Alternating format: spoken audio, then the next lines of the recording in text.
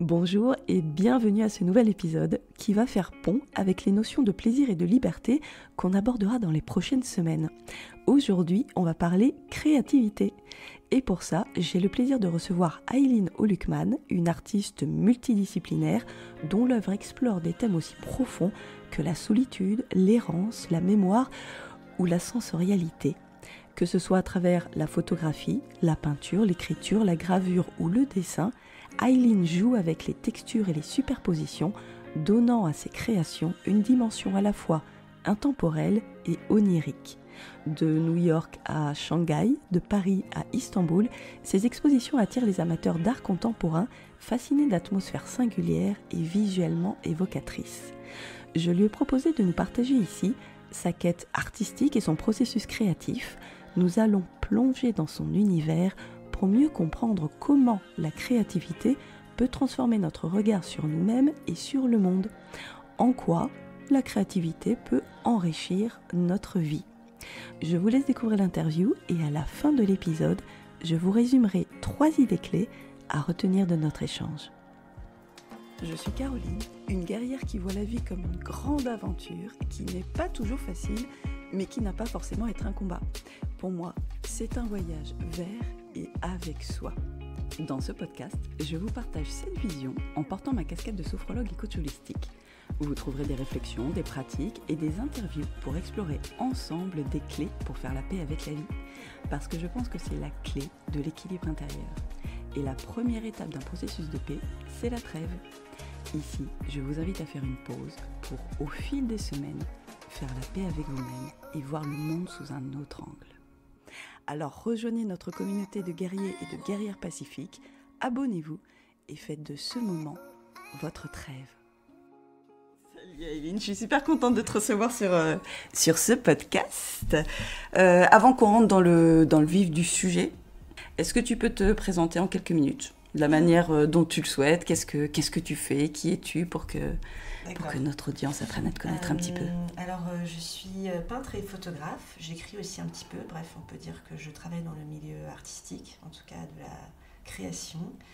Et ça fait maintenant plusieurs années, effectivement, que j'explore ces domaines en exposant mes travaux, en les réalisant surtout et en voyageant entre-temps. C'est ce qui me donne de l'inspiration. Donc voilà, je suis une artiste à temps plein. Question que je pose à tous mes invités. Oui. Quel type de guerrière de la vie es-tu ? S'il fallait décrire. Je dirais intuitive. Une guerrière intuitive. Ok. Et assez aussi dans le rapport du courage, quoi. Enfin, j'essaye de me donner les moyens d'arriver à ce que je veux faire. Donc je me donne le courage nécessaire pour être la guerrière qu'il faut. Dans le côté détermination ? Oui, et puis faire les choses qui me font peur et de les faire quand même. D'accord. Je fais une petite parenthèse pour les curieux et les curieuses. Si vous avez envie de découvrir l'archétype qui vous reflète le mieux, vous pouvez faire le test sur mon site harmonie-3c.fr. Quel type de guerrier-guerrière de la vie êtes-vous ? Je vous mets le lien en description, c'est un quiz gratuit, simple et ludique qui vous propose une nouvelle grille de lecture sur votre personnalité, vos motivations et votre talon d'Achille. Vous pourrez également découvrir des exemples de personnes célèbres ayant le profil le plus proche du vôtre. Ça permet souvent de se sentir un peu moins seul. Et puis, surtout, ce test vous donnera une idée de la plus petite action que vous pouvez poser dès aujourd'hui pour amener du changement dans votre vie et un peu plus d'harmonie. Voilà pour la parenthèse, revenons à notre épisode du jour. Pour les présentations, on va donc rentrer dans le vif du sujet, comme je disais, la créativité. J'aime bien démarrer par les définitions, déjà pour poser un peu les cadres. Est-ce que tu peux nous dire pour toi, qu'est-ce que c'est que la créativité ? Comment tu la définirais ? Alors la créativité, je pense que je la définirais selon cette image au fait de quelque chose qui nous traverse et qui ne nous appartient pas complètement et qui est une force au fait et qui passe en nous et qu'on interprète. Alors ça peut être par la voix, par les mains, par la pensée et qu'on arrive à mettre une forme à cette idée, à cette inspiration et elle repart, c'est-à-dire qu'elle repart au monde. Et ça veut dire quoi pour toi être créatif ? C'est se laisser traverser par ce flux, parce que du coup, la créativité, elle ne s'exprime pas uniquement dans l'art, des fois même sur des côtés, j'allais dire, hyper pragmatiques, où on se dit, ben tiens, je vais prendre un peu de recul pour trouver une solution, et ça demande peut-être de me connecter à ma créativité pour trouver une solution. Mais c'est quoi alors être créatif ? Être créatif, c'est justement réussir à capter cette force, cette énergie et aller au-delà de quelque chose qui n'est pas forcément écrit. Enfin, c'est juste prendre ce pas au fait dans l'inconnu et justement de se laisser guider par, et je parle de ce flux justement, mais c'est de se laisser guider par cette petite intuition, par cette petite chose qui nous donne envie de faire les choses un peu différemment. Mmh. Ok. Est-ce que tu peux nous parler un peu de ton parcours à toi ? Alors c'est vrai que j'ai eu cette chance d'avoir vraiment cette énergie en moi jeune. Donc quand j'étais déjà au lycée, j'avais déjà un atelier au fait parce que j'étais tout le temps en train de peindre, de dessiner. Après je me suis mise à la photo. Enfin il y avait toujours... Tu avais un atelier chez toi ? Au fait, ma chambre s'est transformée en atelier et quand ma demi-sœur est partie, mes parents ont donné sa chambre comme chambre pour que mon ancienne chambre devienne un atelier parce que ça devenait invivable. Au fait, je vivais dans la peinture et donc à 15 ans, j'ai eu mon premier atelier. Donc voilà, j'ai eu cette chance très tôt de savoir... pas de savoir, mais d'avoir cette énergie, ce truc en moi. Et dans ma tête, jamais je me disais que je pourrais en faire mon métier. Et finalement, c'est arrivé un peu par hasard, un peu parce que effet boule de neige, voilà, une exposition, je commence à vendre mes tableaux, tac, tac, tac, et puis ça a commencé à prendre, et finalement, les expositions, elles se font à Bruxelles, à Londres, ça me donne envie de voyager, ça me permet d'aller plus loin, après c'est New York, etc. Mais du coup, tu as fait des études spécifiques ? Ah oui, pardon, j'ai complètement oublié cette case. Oui, j'étais aux Arts décoratifs de Strasbourg, maintenant on appelle ça la IR. Et j'ai quand même fait 5 ans d'études, plus une année complémentaire qui s'appelle le CFPI, donc je ne sais plus exactement, mais qui m'a appris à justement comment transmettre au fait, le savoir et intervenir dans certains publics. Donc je tiens cette année parce que elle m'a appris énormément de choses, justement de comment relayer le travail artistique au fait et comment le proposer à un public. C'est pas forcément de l'enseignement, mais c'est assez proche quoi. Oui, et au fait au départ je pensais que j'allais être prof quoi. Enfin je pensais pas que je ferais que ça de ma vie. Enfin je me disais toujours que ça accompagnerait ma vie, mais que je trouverais un métier au fait. Et finalement le métier a été la peinture assez rapidement. Donc t'avais quel âge pour ta première expo ? J'étais jeune, j'étais encore aux Arts Déco, donc je devais avoir 20 ans. Rien ne me suffisait. Et en tout cas, ça m'a permis de me lancer. Et c'est un peu plus tard, c'est vers mes 25 ans, 30 ans que les choses sont devenues plus sérieuses et sont devenues un peu plus difficiles au fait, à gérer en termes de stress, en termes de réalisation de choses. Au départ, je me disais, je suis jeune, voilà, si ça marche pas, je mangerai des pâtes et puis je trouverai un boulot. Dans ma tête, je me disais toujours, je retomberai sur mes pattes. Mais c'est vrai qu'au bout de quelques années où j'ai fait que ça, je me disais, mais je ne sais plus rien faire d'autre. Enfin, qu'est-ce que je ferais si ça s'arrêtait ? Et là, ça a été un peu plus difficile. Ouais. Ok. Et là, du coup, tu as fait un choix conscient alors de dire, tiens, je vais faire de l'art mon métier, laisser vraiment ma créativité. Ça a été conscient, je pense, très fort. Il n'y a pas si longtemps que ça. Au fait, quand j'ai décidé d'emménager à New York, et ça c'était il y a 10 ans, et que je me suis dit, je veux au fait vivre vraiment mon rêve d'adolescente, c'est-à-dire être artiste à New York. Et au fait, je le suis et je vais l'incarner. Et je ne suis pas juste à bidouiller, quoi. Et là, ça a été un vrai choix. Mais c'était assez long dans ma carrière. J'avais déjà 30 ans, 35 ans, en fait. Okay. Donc, le principe, c'était que je travaillais très dur pour une exposition. Donc là, j'étais à Strasbourg, j'allais à mon atelier. Je travaillais vraiment 8-9 heures par jour à l'atelier. Et quand l'exposition était finie, en général, j'avais un billet d'avion qui m'attendait et je partais quelques mois voyager parce que j'adorais, j'aime toujours voyager, mais à cette époque, j'étais vraiment routarde, sac au dos, machin. Donc je voyageais pour pas cher, mais j'avais vraiment ce rythme-là. Donc en fait, j'avais pas le temps de réfléchir. Enfin, je faisais juste, je me dis, j'ai assez pour me payer un billet d'avion, je saoulais mon appart et hop quoi. Et je faisais des photos qui me permettaient ensuite de les mettre en peinture. Et Justement, parlons de tes photos, parlons de ton art. Est-ce que tu peux nous présenter un petit peu ton processus créatif? oui, alors déjà, pour moi, il y a toujours le rapport du voyage. J'ai besoin de me sentir ailleurs, j'ai besoin de me sentir différente de la personne que je suis au quotidien. En fait, j'aime bien. Enfin, c'est pas que je suis complètement différente, mais c'est vrai que quand je voyage et que je suis ailleurs, je peux tout inventer, je peux tout refaire. Je suis dans un rapport de nouveauté. Le regard est complètement nouveau par rapport à ce que je vois. Et j'adore cette sensation, enfin, cette liberté justement de saisir au fait tout ça. Donc en fait, ça commence toujours par le voyage et par photographier. Donc je suis à la base photographe, hein, je pense vraiment, parce que j'aime le rapport de l'errance. Et ça, le photographe en général a ce besoin-là, le besoin d'un peu de solitude, d'errance, de traîner, d'aller chercher. Et à partir de là, je récolte donc des images, je récolte des impressions, des textes, des écritures. Et quand je reviens à l'atelier, là, je suis dans une phase de travail qui est complètement différente, qui est très routinière.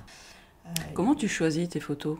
Comment naît l'œuvre de l'idée jusqu'à la réalisation? Est-ce que tu regardes toutes tes photos et tu dis tiens, là-dedans, il y a ça que j'aimerais... Alors, il y a des fois, je pars avec une idée quand même précise de ce que j'aimerais avoir comme image, en me disant, voilà, je vais dans ce pays ou je vais dans cet endroit pour trouver ça. Mais ensuite, en fait, j'imprime toutes mes images. C'est très simple, hein, je fais un vrai travail d'editing, on appelle ça. C'est-à-dire que j'imprime toutes mes images, je les mets toutes au sol et puis j'enlève. J'enlève jusqu'à ce qu'il m'en reste, on va dire 15. Et sur les 15, après, j'essaye de les mettre dans un certain ordre qui, en tout cas, éveille en moi une narration. Et qui, moi, me fait rentrer dans une certaine histoire et qui, pour l'exposition, le moment où les toiles seront accrochées, auront un sens pour le spectateur, quoi. Et après, c'est vrai qu'avec les années qui sont passées, j'ai commencé un peu à mélanger des phases. Ça veut dire qu'il y avait des photos que je prenais d'une certaine période, que je mélangeais avec d'autres périodes et où je mélangeais un peu les repères. Donc, c'était pas forcément un lieu, je parle pas forcément d'un lieu en particulier, mais c'était pour moi une sorte de matière au fait que j'utilise pour raconter une histoire. Donc tu as une véritable intention de faire ressentir une émotion à la personne qui regarde ou de l'amener. C'est-à-dire que est-ce que toi tu as ton histoire dans ta tête, est-ce que tu dis c'est cette histoire-là que je veux qu'il ou elle voit, ou est-ce que tu dis tiens, peut-être qu'il va interpréter à sa manière ma manière de voir l'histoire? Non, justement, alors ça, j'aime bien que tu dises ça, parce que, en tout cas, j'essaye vraiment de le faire, et c'est quelque chose dont je parle beaucoup avec mes élèves, c'est qu'au fait, moi, je laisse beaucoup de place au spectateur. J'estime que c'est lui qui termine le travail, en vrai. Parce que son ressenti, ses souvenirs sont très propres à son histoire personnelle et éveillent en lui quelque chose que moi, je ne connais pas, je ne maîtrise pas. Donc, au fait, il termine, on va dire, une certaine interprétation de ce que j'ai pu faire.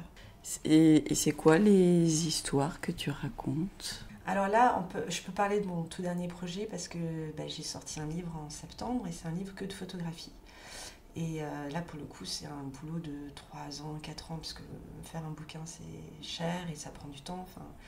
Et c'est vrai que il y a, je sais pas, 70 photos dans le livre et il y a vraiment cette idée, en plus c'est un livre, donc il y a vraiment cette idée un peu de narration, sans pour autant qu'il y ait vraiment un début et une fin.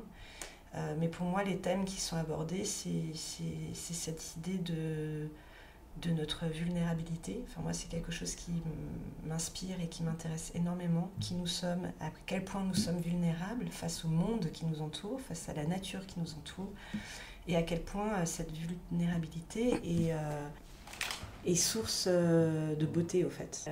Et donc, c'est vraiment la thématique sur laquelle je travaille ces derniers temps et qui est très présente dans ce livre qui vient de sortir.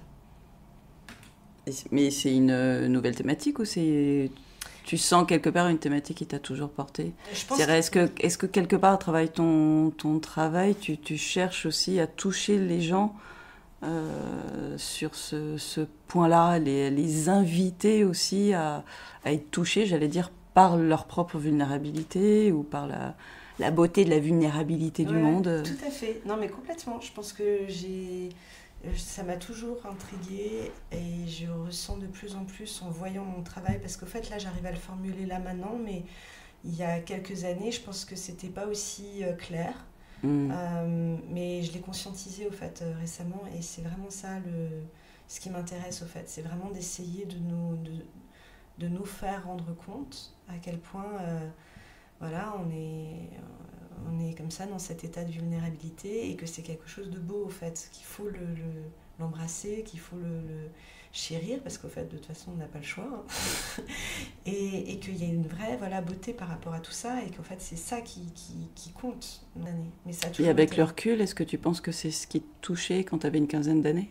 Je crois, oui. Alors oui, en fait je pense que ce qui m'a touchée quand j'étais jeune et adolescente, c'était justement la force de la beauté, quoi.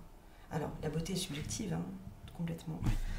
Mais je trouve qu'il y a une énergie dans justement essayer de faire du beau, et qui est vachement fort, beaucoup plus fort que ce qu'on croit. Mm. Et en fait, moi, c'est mon outil. Alors, ce serait mon outil de guerrière, peut-être, j'en sais rien, mais c'est ça, c'est-à-dire de me dire, ok, le monde est triste, le monde va mal, mais moi, je peux essayer de faire un petit truc beau. Peut-être que c'est que moi qui vais le regarder, mais au moins, j'ai essayé de faire ça, quoi. Et je trouve qu'il y a une vraie force dans ça. La créativité permet de rentrer dans ce monde où tu peux changer de couleur les choses. Donc, mettre de la couleur là où les choses sont grises, enfin, moi, je sais que ça a toujours été mon super pouvoir. Bah, la créativité, ça permet d'élargir sa vision du monde. Et après, Exactement. en effet, s'il y a du gris, ça ramène de la couleur. Si tu vois que du rose, ça te permet de voir un peu de vert. Et Ouais, ça te ramène d'autres solutions et d'autres idées. ouais, D'où ce qu'on complètement. disait tout à l'heure, c'est que des fois, de se dire, bah tiens, là, je me sens bloqué. Bah, pour arriver à trouver une solution, il faut peut-être que je me connecte à ma créativité pour ouvrir le champ des possibles. Complètement. Bah, c'est exactement ça. Et est-ce que j'ai l'impression que dans ce que tu dis, qu'il y a quelque chose, du coup, en plus tu disais j'étais une guerrière intuitive, quelque chose qui vient de manière hyper naturelle, que si tu regardes quelque chose, tu vois le beau derrière, est-ce que tu as l'impression que c'est vraiment quelque chose, j'allais dire, qui fait partie de toi, ou est-ce que la créativité, c'est quelque chose que tu nourris et que tu as besoin de nourrir? Oui, alors il faut nourrir. Il faut toujours regarder, savoir contempler, savoir prendre. En Mhm. fait, on n'est pas assez réceptif. Je pense que la créativité, une grande force de la créativité, c'est sa force réceptive, c'est-à-dire apprendre à voir les choses, comprendre où là où est la beauté. On peut passer à côté de choses merveilleuses puisqu'on est trop concentré sur nos problèmes ou sur les petites choses Mhm. euh, du quotidien. Alors qu'il y a vraiment, dans l'aspect banal de la vie, il y a beaucoup de beauté. Alors ça va un petit peu à l'encontre de ce que je disais quand j'avais besoin de voyager et de m'extraire, d'aller au loin. Bien sûr que c'est plus simple de voir ces choses-là quand on est loin et que tout est neuf, tout est beau, etc. Mais c'est vrai que maintenant que j'ai beaucoup plus pris en maturité, enfin beaucoup, que j'ai un peu pris en maturité, j'arrive à développer cette petite beauté magnifique qui nous entoure et qui est là et accessible et qu'il faut prendre. Et donc, oui, être réceptif, garder vraiment voilà, les yeux ouverts, l'étonnement. Enfin, je trouve que l'étonnement, ouais, c'est Et important. comment tu nourris ça? Comment est-ce que tu nourris cet étonnement ou le fait de rester dans l'accueil comme ça, la réceptivité? Alors, un grand rituel de comment garder mon processus créatif, c'est je marche énormément. Et même quand il fait pas beau, et justement, je regarde, j'adore. Enfin, ça me permet d'éveiller plein de trucs. Et au fait, de me mettre dans un mode où ma pensée est active, parce que je marche. Et tu le fais en conscience? En Oui, disant, bah, la marche, voilà, ça fait partie de mon processus créatif? complètement. Et en fait, c'est drôle parce que bon, je suis devenue un peu accro à mon application de marche. Et vraiment, je suis à fond. Genre, je marche plus de 9 km par jour. Enfin, je suis vraiment à toc. Ça me Ok. prend 2 heures et quart normalement par jour, minimum, tu vois. Mais bon, voilà, bon, chacun a ses petits trucs, moi c'est ça. Et au fait, j'écoute donc du bruit blanc, enfin une musique très répétitive, Mhm. et je vais marcher. Et au fait, pendant longtemps, je me disais, ah bon, j'ai juste besoin un peu de faire d'exercice, de respirer, de faire mon truc. Et au fait, ça fait maintenant quelques années là que je me dis, mais non, c'est le travail. Tu as besoin de ces 2 heures par jour pour faire ce que tu as à faire, au fait. Ça, c'est le fuel de voilà ce qui va permettre de remettre tes idées en place. À l'atelier, J'en ai besoin parce qu'à un moment, on est dans un rapport quand même déjà un peu physique, un peu où on est hyper proche du tableau, on est là sur des détails, on voit plus vraiment rien. De partir, de s'oxygéner, je dis pas partir juste pour, mais vraiment de s'oxygéner le cerveau, refaire circuler tous les trucs sanguins, la remettre en place et revenir, on a un sang frais, et vraiment, là j'y fais hyper confiance à ce processus-là, et au fait ça me permet de rester dans l'éveil, un peu dans l'intuition comme on dit. Donc pour moi, ça c'est une sorte de méditation active, réceptive. Il y a les deux, tu vois. Donc ça, oui, très fortement. Et sinon, non, juste de me le dire tous les matins, parce qu'il y a plein de jours où je trouve que tout est nul et que j'en ai ras-le-bol. Et il faut juste que je revienne avec les trucs un peu de gratitude, me dire mais non, mais t'as du bol, regarde, c'est génial, tu peux marcher, tu respires, regarde, il n'y a plus d'arbres dans les feuilles, il n'y a plus de feuilles sur les arbres, des trucs de me dire, prends conscience que tout ça n'est qu'éphémère, et c'est pour revenir à l'état de vulnérabilité, quoi. Quand tu réalises à quel point tout n'est qu'éphémère, et il faut que en profiter, quoi. Enfin, c'est ça en tout cas moi qui me motive et qui m'anime. Alors, on va revenir, la marche fait partie de ton processus créatif, mais c'est vrai qu'on n'est pas allé au bout de la présentation. Du coup, comment naît l'œuvre de l'idée à la mise en place, et est-ce que du coup il y a une notion d'imprévu qui vient pendant que tu es dans le processus créatif? Déjà, au départ, on a une idée précise de ce qu'on veut faire, et à la fin, on a fait un truc qui n'a rien à voir, pas vraiment à voir, parce que, oui. Et on est quand même dans un rapport d'échec permanent. Enfin, moi, je sais que, et ça, j'ai pu échanger avec pas mal d'amis artistes, peintres notamment, d'être toujours dans c'est pas exactement ce que je voulais faire, il faut refaire. Enfin, faut refaire un tableau et qui sera encore mieux et qui ira. Intéressant. Il y a toujours cette sorte de course-poursuite face à un idéal qui, de toute façon, nous échappe. Oui, j'ai toujours cette sensation. Oui. Donc l'œuvre finale, quelque part, est le résultat de plusieurs instants de sentiments d'échec ou d'insatisfaction. À un moment donné, il y a. Alors je dirais pas que c'est un sentiment d'échec parce que j'aime pas le résultat. Je suis contente, mais c'est pas cette petite image que j'avais au départ qui était spectaculaire, faite de feux d'artifice, j'en sais rien. C'est-à-dire qu'il y a toujours un décalage entre la main et l'œil, l'œil intérieur, quoi, la pensée. Mais tu as toujours une intention au départ. J'ai toujours envie de faire quelque chose, oui. J'ai toujours envie de réaliser une image, oui, ça c'est sûr. Et le plus dur, c'est quand justement j'ai plus rien à raconter, ou que j'ai plus envie, moi, de me raconter des choses, parce qu'au départ, on se les raconte à soi-même, principalement. Mais... Et ça t'arrive ? Oui, bien sûr, ça m'arrive. Et j'essaie de... Pour moi, c'est le... Alors, il y a des fois, il faut faire la sieste, il faut prendre des pauses, il faut accepter les moments de néant, c'est important. Mais il ne faut pas rester trop longtemps dedans. Et moi, je suis du genre à, justement, et c'est pour ça que je parlais de la marche, c'est que je suis du genre à faire, même si c'est pas très bien, de quand même rester un peu sur le cheval, quoi. Parce que si on... Accepter l'imperfection, c'est vaut mieux faire. Toujours être dans la... De toute façon, c'est toujours imparfait. Enfin, moi, j'ai l'impression que je ne fais que parfaire une perpétuelle imperfection. Et comment tu sens que tu es OK, j'allais dire, avec une œuvre ? Alors là, je pense qu'il y a... En fait, il y a aussi la vie et les contraintes de la vie. Donc, il y a des deadlines. Il y a des deadlines, il y a un moment, c'est fini. Là, par exemple, ce livre, mais à un moment, il faut juste arrêter, quoi. Il faut qu'on me dise, maintenant c'est fini, tu vas plus pouvoir changer les images, tu vas plus pouvoir faire ci, faire ça.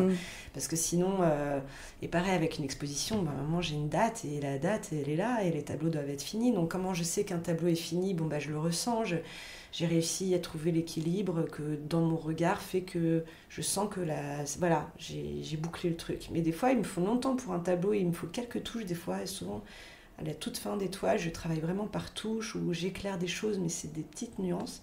Et à un moment, hop, l'équilibre est fait, je le ressens, c'est bon. Mais si la toile était encore à l'atelier et que j'avais pas la nécessité de la présenter à une exposition, sûrement que je continuerais à faire mes petites touches. Enfin, tu vois, il y a un moment où... Et pour le coup, dans ces moments-là, presque tu chercherais justement la perfection, de dire « Ah, il y a encore... » Mais c'est sûr. Ah, mais ça, si je faisais ça, peut-être que... Et le bien et le... Il y avait cette expression. Le mieux et l'ennemi du bien. Le mieux et l'ennemi du bien. Mais c'est tout à fait ça. J'ai besoin de lâcher prise à un moment donné. En fait, ça m'appartient plus. C'est pour ça que je reviens sur cette idée de choses qui me traversent. Il y a un moment moment où, au fait, pouf, j'ai fait le truc. Ok, ben, je vois, je comprends que je suis ok avec ce qui a été donné. Et ça m'appartient plus. Et comment tu vis ou comment ça se passe, j'allais dire, les retours? Comment ça se passe ce rapport après? Ça m'arrive assez souvent d'avoir des gens qui relient à un de leurs moments personnels, au fait. Et ça, je pense que c'est parce que je travaille à base de photographie, donc il y a quelque chose comme une mémoire photographique, un peu vernaculaire, collective, qui rappelle quelque chose. Et donc souvent, c'est des gens qui sont allés pas très loin du lieu que j'ai travaillé, ou c'est un visage qui leur fait penser à quelqu'un, ou une posture de leur oncle. Et donc j'ai souvent... Oui, ça ramène toujours à quelque chose de... Ça ramène. Et en fait, c'est incroyable parce que j'ai souvent quand je rencontre les gens justement lors des expositions, ils me disent « Ah, mais ça me rappelle quand on y était allé » ou « Ce personnage de dos, mais c'est vraiment... c'est mon frère et il avait l'habitude toujours de sauter d'un rocher et là c'est un garçon qui est sur le point de sauter d'un rocher, c'est exactement lui.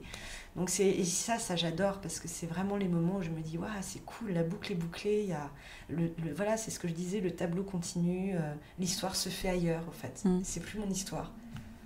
Et ça j'aime bien. J'adore parce que j'ai transmis quelque chose. C'est comme si j'avais fait le relais entre une vision que j'avais, que j'ai réussi comme j'ai pu de mettre en œuvre, et sa réceptivité par les autres, quoi. Et eux en font une autre histoire. Et qu'est-ce que tu as l'impression de transmettre alors? Justement cette idée de beauté? J'espère, en tout cas c'est mon intention, j'espère ça, j'espère un sentiment aussi de liberté, un sentiment... De contemplation. Je pense dans mon travail, il y a beaucoup ce rapport à la contemplation et j'essaye de montrer que ça a de la valeur, au fait. Et pas que c'est juste un passe-temps inutile. Enfin, je trouve qu'on ne contemple plus assez les choses. Prendre le temps d'observer. J'adore aller dans un parc et m'asseoir et regarder les gens, la nature. C'est ressourçant. Et puis, je trouve qu'il y a un rapport de connexion, en fait. On réalise plein de choses quand on voit... ces bouts de vie, au fait, ces tranches de vie qui vivent ce même moment au même endroit, mais dans des contextes complètement différents. Je trouve ça vachement beau. Et d'un coup, on réalise qu'on fait vraiment partie d'un tout. Alors que si on oublie notre contemplation au monde et qu'on n'est que dans le go, finalement, on est juste dans la course, quoi. Et on oublie cette connectivité, je trouve. Moi, je le ressens comme ça, quoi. Tu parlais de liberté aussi. Est-ce que pour toi, la créativité, ça participe à développer ou à nourrir une certaine liberté personnelle? Oui, tout à fait. Je cultive le sentiment de liberté et je suis très contente de l'avoir et de pouvoir l'expérimenter, mais comme un travail aussi. C'est-à-dire que j'ai cette chance-là, au travers de mon travail, de pouvoir l'étudier, essayer de la comprendre et essayer d'en faire quelque chose, quoi. Mais est-ce que c'est aussi une manière d'inviter l'autre à se connecter à ses libertés j'espère, personnelles? Oui, tout à fait. Alors ça, si c'est complètement. Et d'en prendre conscience. Parce qu'on croit qu'on n'est pas libre, alors qu'on l'est. Alors bien sûr, on a beaucoup de conditionnements, je ne dis pas qu'on est... Mais on a quand même la chance de vivre dans un pays où on est libre de nos gestes. Alors on ne va pas pouvoir tuer quelqu'un ou faire des choses... Bien sûr, il y a une loi, il y a des règles, mais on peut faire tellement de choses. Et je trouve qu'on ne fait pas assez. Enfin, on n'utilise pas assez les capacités de notre liberté. Donc, il faut vraiment se dire que ces petites choses ont beaucoup d'impact, au fait. De comment on décide de poser sur sa table, je sais pas, les assiettes le matin, est-ce que c'est comme ça à la va-vite, est-ce qu'on fait attention à ce que ce soit bien posé, enfin tu vois, ces petites choses de créativité, son espace où on vit, mais c'est pas que ça, sa façon aussi d'être au monde, de comment... c'est des petits détails qui sont importants, en fait. Après, et du coup, ce que j'entends, c'est que pour toi, tout peut être occasion ou moment d'exprimer sa créativité. Ah oui, tout à fait. On peut se l'approprier de des millions de façons, des millions de choses, quoi. Justement, décorer chez soi, bien s'habiller, ou d'une certaine façon, y prendre soin. voilà, la cuisine, la façon dont on s'exprime avec les gens qu'on ne connaît pas. Sans ça, par exemple, je trouve que c'est un rapport de créativité hyper intéressant. Et justement, tu parlais dans la connectivité ou dans le rapport de la vie. Je trouve qu'on a oublié à quel point c'est hyper créatif, justement, de démarrer une conversation avec quelqu'un qu'on ne connaît pas dans la rue. Pour moi, tout revient à cette idée de jeu, au fait. D'essayer de la créativité, c'est prendre plaisir, donc jouer. Et de se faire plaisir à vivre les choses du quotidien, à essayer d'avoir des interstices où hop, j'essaye de faire quelque chose d'un peu différent, où j'essaie d'aller un petit peu plus loin de ma zone de confort. Bon, bah là, je sais pas quoi dire, mais j'ai envie quand même d'échanger plus que 2 mots avec ma boulangère. Ben voilà, je vais parler du temps. Enfin, moi, je sais, des fois, je suis pas quelqu'un qui a beaucoup de facilité à parler aux gens que je connais pas, mais des fois, je me force parce que je trouve ça génial quand ça arrive. Du coup, si tu avais quelque chose à conseiller, j'allais dire, des petits tips à donner à quelqu'un qui dirait mais comment finalement développer ou nourrir ma créativité, je sais pas par où commencer, je sais pas comment faire, j'ai l'impression de pas être créatif, tu lui proposerais d'aller vers l'idée du jeu? Oui, comme ça, de ramener, de ramener les choses au jeu, de ramener au plaisir, de se faire plaisir et d'essayer d'aller dans... Et de sortir aussi un petit peu de sa zone de confort. Parce que ça demande quand même un tout petit peu d'essayer d'aller un tout petit peu plus loin de quelque chose qu'on n'aurait pas fait, quelque chose. Et c'est là où on revient dans l'esprit de la liberté, au fait. C'est de se dire, ah mais non, mais ça, normalement, je le fais pas. Ben non, d'aller un tout petit peu plus loin, de faire le pas de côté. Et ça, à mon avis, ça va aller. Et puis, il ne faut pas se donner des choses impossibles à faire du premier coup. On a tendance aussi à se mettre des montagnes. Mais il faut commencer par, justement, échanger 3 phrases avec la boulangère. Non, mais... tu vois, c'est con, mais c'est des petits trucs. Tu vois, tu fais 3 trucs, et puis après, t'en fais 4, et puis après, hop, hop, hop. Et puis, se laisser du temps, quoi. Pour la contemplation, ne pas tout le temps remplir tout son temps à faire, quoi. Il faut des espaces vides pour pouvoir... après, du coup, ce que je comprends, c'est qu'il y a un aller-retour. Il faut laisser des espaces vides pour laisser justement quelque chose s'ouvrir, et en même temps, oser être dans le faire. Il y a un moment, il faut passer à l'action, même si c'est imparfait, mais du coup, de faire comme ça des allers-retours entre... J'observe, je contemple et je tente un truc. Complètement. Ah, c'est exactement ça. C'est entre le moment, voilà, En fait, j'avais lu un livre que j'avais trouvé hyper intéressant qui s'appelle L'urgence et la patience. C'est de Jean-Philippe Toussaint et lui il parle du processus créatif de l'écrivain. Donc c'est vraiment pour l'écriture d'un livre. Et donc il parlait justement de ces 2 notions, de l'urgence et la patience. Et qu'au fait, l'urgence pour lui, c'était un peu ce moment d'intensité, d'inspiration, voilà, quand la transe te prend et que tu es là. Voilà. Et lui, il parlait de l'écriture, mais je pense que ça peut s'appliquer à toute forme d'art et pas que de vraiment... Et en fait, il disait la patience entoure ces 2 moments. C'est exactement ce que tu disais, le rapport de va-et-vient. Il disait la première patience, c'est de mettre en forme cet espace où les choses vont arriver. Et c'est un peu ce que je disais avant, moi j'ai besoin de marcher. Pour que les choses arrivent, un moment en moi, il faut que je marche. Donc voilà, chacun trouve son truc, ça peut être faire le ménage, enfin voilà, quelque chose où on met en place, on sait que dans ces moments-là, une certaine concentration s'établit. Ensuite, voilà, on est dans l'urgence, ce moment où les choses se font, la fulgurance. Et après, on revient, et là je parle plus pour la créativité vraiment plus artistique, mais on revient dans un travail de patience, dans le sens où il faut... reprendre, retravailler, ça c'était une bonne idée, mais il faut la refaire un peu mieux, enfin il y a un rapport de labeur, quoi. C'est pas on va à l'atelier où on est là, tac, tac, tac, et paf, et après c'est fini, et on est fier de soi. Non, après, faut revenir, faut refaire, c'est pas bien fait, la couleur était pas bonne, etc. Enfin, il y a toujours ce truc. Et j'aimais beaucoup justement ce rapport de va-et-vient, c'est-à-dire qu'il y a quelque chose de l'ordre... voilà, d'entretenir un peu cette flamme, cette inspiration, ou ce désir, si on peut l'employer pour le rapport créatif en général. Et après, y a quelque chose de...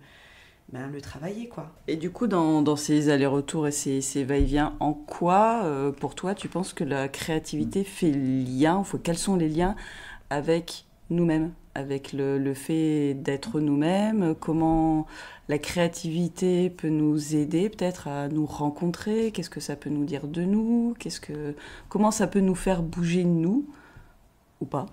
Non, mais si, c'est une très bonne question.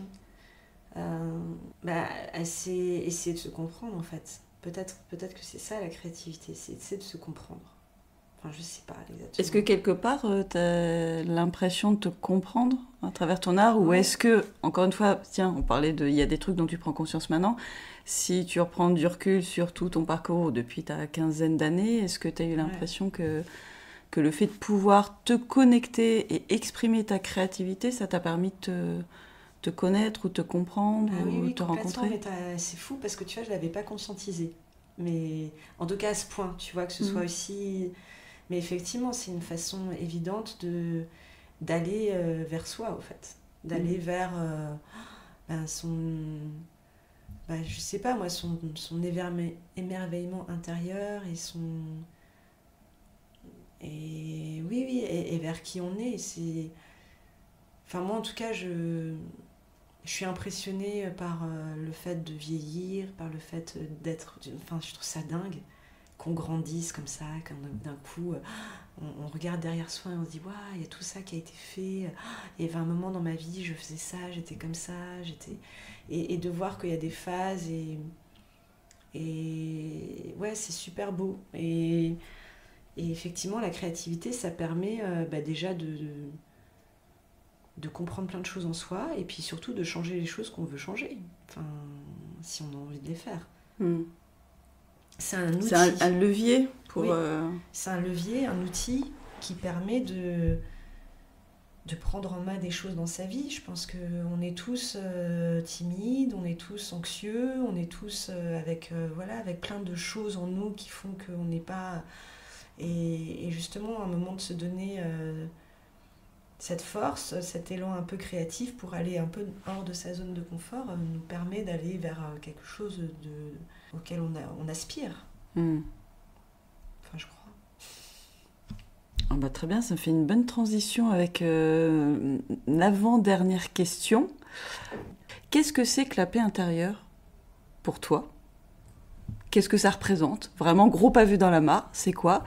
Et en quoi la créativité peut participer à nourrir ou à entretenir ce sentiment de paix intérieure ? Waouh ! C'est de justement prendre de concrétiser ma joie au quotidien. Enfin, vraiment de réaliser qu'elle est là et qu'elle est toujours accessible et que... Alors, je dis pas que c'est d'être sauté en l'air, etc. Mais c'est de réaliser que cette énergie est là, en fait, accessible, tout le temps. Et que la paix intérieure, c'était pour moi de dire, en fait, de lâcher prise avec toutes ces choses que je ne pouvais pas changer. Et d'un coup, t'es là, ah ouais, putain, t'enlèves un gros sac à dos. C'est dur l'enlever, mais tu l'enlèves et ça se fait du bien, quoi. Et pour moi, la créativité, alors encore une fois, c'est parce que c'est ce chemin de vie que j'ai pris, quoi, mais ça a été un outil incroyable qui m'a permis de réaliser ces choses-là, en tout cas de m'exprimer, en fait. Donc, c'est un point fort.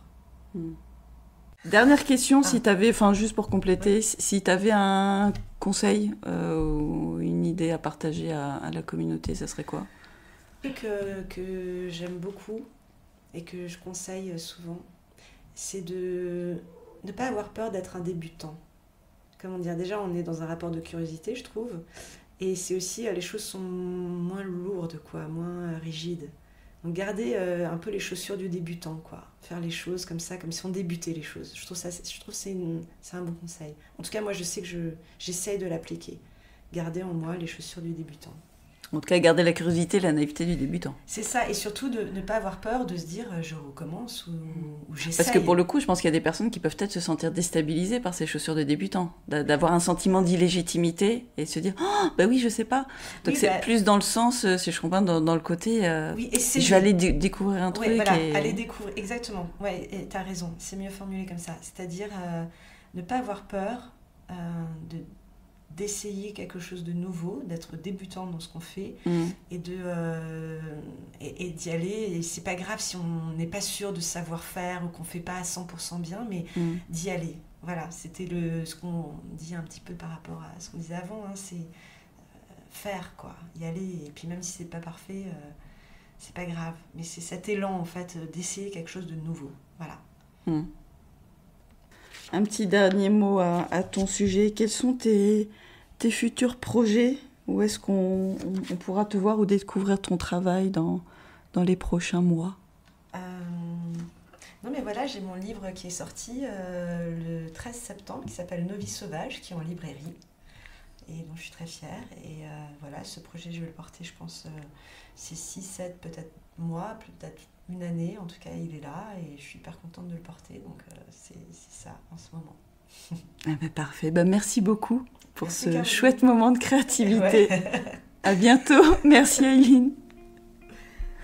J'espère que cette interview vous a plu. Avant de vous quitter, je vous propose de résumer les 3 grandes idées du jour qui peuvent vous accompagner sur votre chemin de paix. Point numéro 1, la créativité est un flux qui nous traverse et ne nous appartient pas. Elle se vit comme un va-et-vient entre l'observation et l'action.